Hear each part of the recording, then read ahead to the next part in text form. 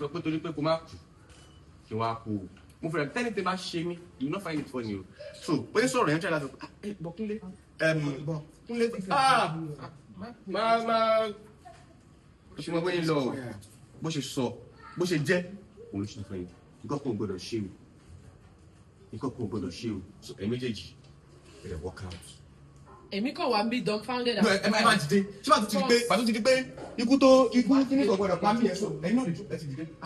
ẹ̀yin náà ti bọ́ pé so you are here so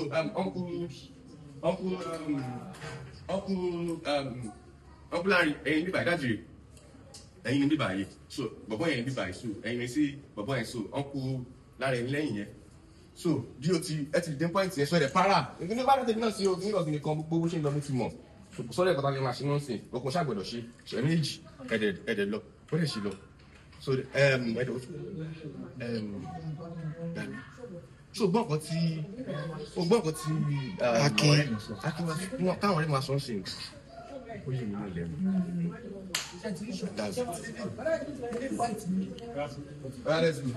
Let's go.